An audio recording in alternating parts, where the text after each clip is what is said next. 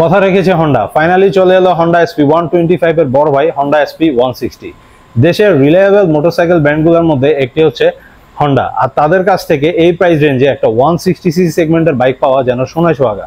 কারণ আপনারা জানেন দেশের বাজারে বর্তমানে 2 লাখ টাকার ভেতরে এই সেগমেন্টের বাইক মানে ভালো বাইক নেই বললেই চলে। সো এই প্রাইসে এই বাইকটা কি বেস্ট অপশন কিনা সেগুলো নিয়ে আজকে আমরা কথা বলবো। হ্যালো ভাই বাদার, আসসালামু আলাইকুম, this is me Jahi, welcome back to Jahi's alternation. কথা বলবো আজকে হন্ডার নিউলি লঞ্চ এসপি 160 নিয়ে।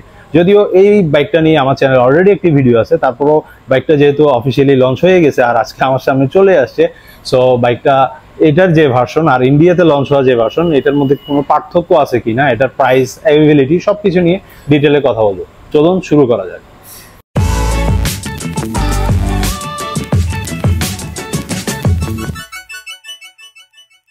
সো ফার্স্টে লুক অ্যান্ড ডিজাইন নিয়ে যদি বলি, এটা হচ্ছে একটি ফুলি নেকেড স্পোর্টস কমিউটার সেগমেন্টের বাইক। দেখতে কিছুটা হন্ডা এসপি 125 এর মতো মনে হতে পারে, বাট এটা কিন্তু হন্ডা এসপি 125 এর চেয়ে আরও বড় আর মাস্কুলার। এরপর হচ্ছে এটা যদি আমরা সাইড প্রোফাইল থেকে দেখি তাহলে কিছুটা হচ্ছে কি RTR 4B এর কথা মনে পড়ে যেতে পারে, বাট ওভারঅল এটার ফিট অ্যান্ড ফিনিশিং, এটার graphics, tank Cowell, under Cowell সব কিছু মিলিয়ে খুবই শার্প আর এজি একটা কিন্তু শেপে পেয়ে যাচ্ছে নিউ হন্ডা এসপি 160। এরপর আমরা যদি ফ্রন্টের দিকটা যদি একটু দেখি, ফ্রন্টের দিকটা দেখলে শেপটা অনেকটা হন্ডা হর্নেটের মতো মনে হবে, বাট এটার হচ্ছে গিয়ে ফ্রন্টে ইউজ করা হয়েছে একটি LED হেডল্যাম্প আর টার্ন লাইটগুলো কিন্তু হ্যালোজেন। হ্যাঁ, এরপর এদিকে একটি ব্ল্যাক টিন্টেড ভাইজার রয়েছে আর এদিকে কিন্তু একটা প্যানেল দেওয়ার জায়গা রয়েছে, যেহেতু বাইকটা মাত্র আসছে এখানে, সো এগুলো এখনও লাগানো হয়নি। এখানে একটা প্যানেল থাকবে যেটাতে আপনারা কিন্তু নাম্বার প্লেটটা লাগিয়ে নিতে পারবেন। এরপর এদিকটাতে ইউজ করা হয়েছে একটি টেলিস্কোপিক সাসপেনশন, এখানে রিফ্লেক্টর রয়েছে অন দ্য বোথ সাইড। এরপর এটার যে মাডগার্ডটা এটা কিন্তু 2 কালারের দেখতে পাইতেছেন, এখানে 2টা পার্ট, প্লাস্টিক কোয়ালিটি কিন্তু ভালোই। সো এরপর এদিকে ইউজ করা হয়েছে একটি 80/100 সেকশনের টিউবলেস টায়ার, যেটা কিন্তু কিছুটা ছোট মনে হলো। এটার যে ফ্রন্ট প্রোফাইল থেকে যদি আমরা দেখি সেটা কিন্তু মনে হবে না যে টায়ারটা ছোট দিছে। হ্যাঁ, মানে হচ্ছে কি বাইকের সাথে পারফেক্টলি গেছে এমন একটা ফিল আপনারা পেয়ে যাবেন। এরপরে রিয়ারের দিকটা যদি দেখাই, রিয়ারের টায়ার ইউজ করা হয়েছে 130/70 সেকশনের একটা মোটা টিউবলেস টায়ার, এটাও কিন্তু মানে বেশ ভালোই বাইকটার সাথে গেছে। হ্যাঁ, এরপর রিয়ারের যে টেল লাইটটা সেটা দেখতে পাইতেছেন খুবই সুন্দর, কিন্তু এম শেপের একটা LED টেল লাইট ইউজ করা হয়েছে। আর এটার যে টার্ন লাইটগুলো সেটা তো হ্যালোজেন, সেটা বললামই। আর এদিকে এক্সটেন্ড করে একটা টায়ার হাগারের মতো ইউজ করা হয়েছে। এখানে একটা রিফ্লেক্টর আছে, এখানে আপনার নাম্বার প্লেটটা কিন্তু বসাইতে পারবেন। এরপর এখানে পিছনে ইউজ করা হয়েছে একটা মনোশক সাসপেনশন।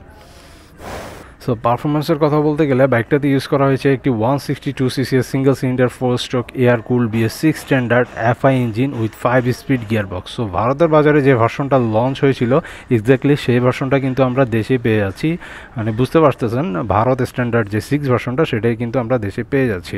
তো এর থেকে আপনারা 13.46 PS ম্যাক্স পাওয়ার পেয়ে যাবেন 7500 RPM আর 14.58 নিউটন মিটার অফ টর্ক পেয়ে যাবেন 5500 RPM। এর থেকে টপ স্পিড পাওয়া যাবে 115 থেকে 120 kilometre per hour, which is approx.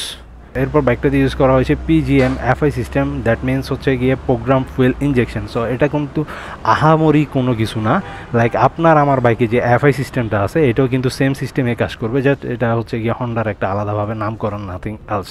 যাই হোক, ফুয়েল FI বাইক হওয়ার কারণে এটার কিন্তু ফুয়েল এফিসিয়েন্সিও কিন্তু ভালো হবে।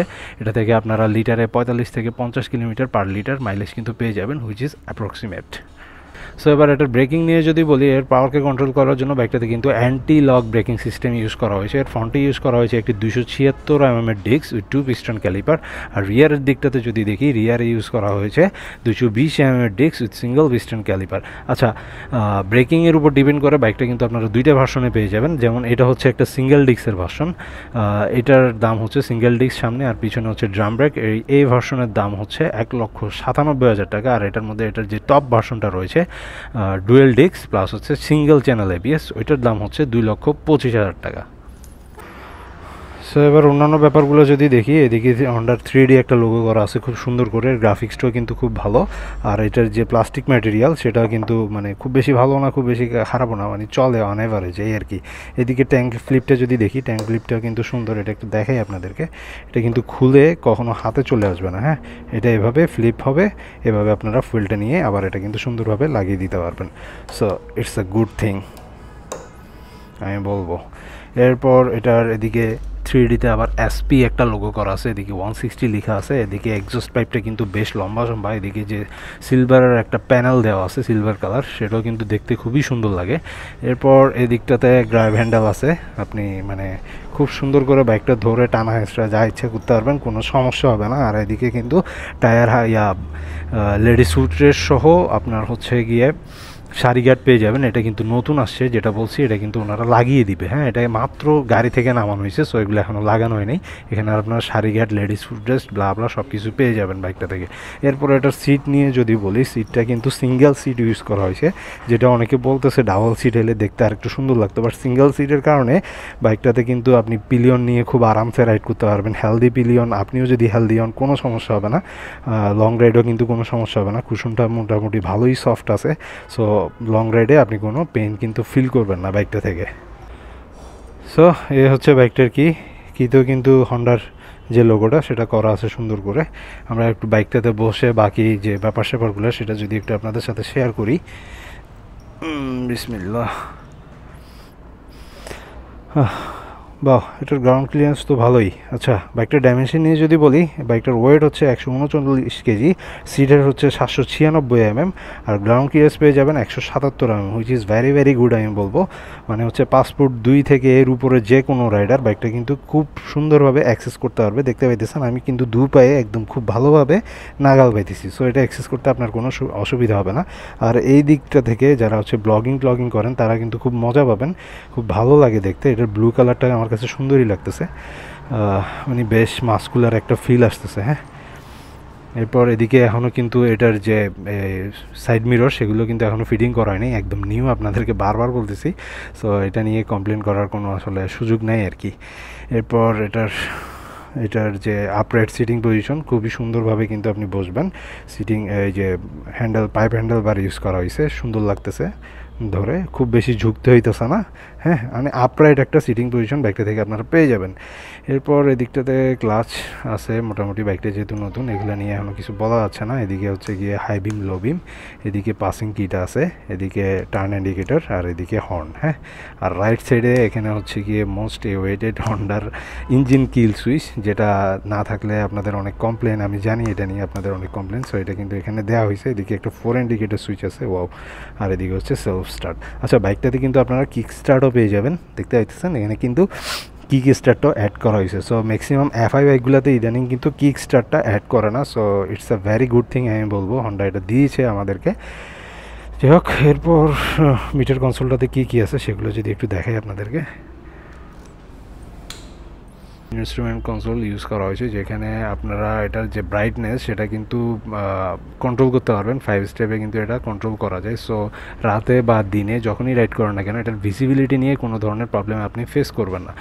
এরপর এখানে আপনারা গিয়ার যে কনসোলে আপনারা gear indicator, side stand indicator, tachometer, odometer, speedometer, clock, হ্যাঁ, এভরিথিং যা আছে মানে প্রয়োজনীয় ইনফরমেশন সব কিছু কিন্তু পেয়ে যাবেন বাইকটা থেকে। গিয়ার ইন্ডিকেটর দেখা যাচ্ছে এদিকে।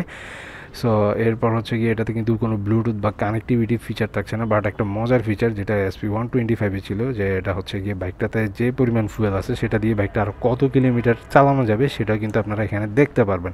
সো এই জিনিসটা কিন্তু প্রত্যেকটা বাইকে থাকা উচিত বলে আমি মনে করি।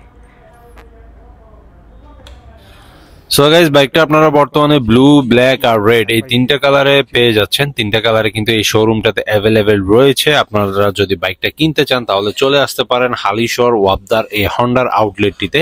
এই আউটলেটের যিনি অনার নিনিত ভাইয়া, উনি কিন্তু খুবই ডিসেন্ট একজন পার্সন। আপনারা যদি কখনো আসেন ওনার সাথে কথা বলে আসলেই কিন্তু অনেক মজা পাবেন।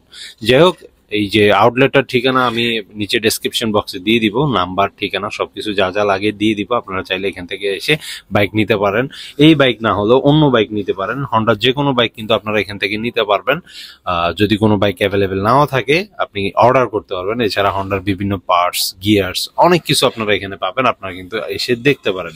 যাই হোক গাইস, আজকের ভিডিওটা আমরা এখানেই শেষ করছি। যে যেখান থেকে দেখছেন ভালো থাকবেন, সুস্থ থাকবেন, অবশ্যই জাইস অল্টারনেশনের সাথেই থাকবেন। আসসালামু আলাইকুম।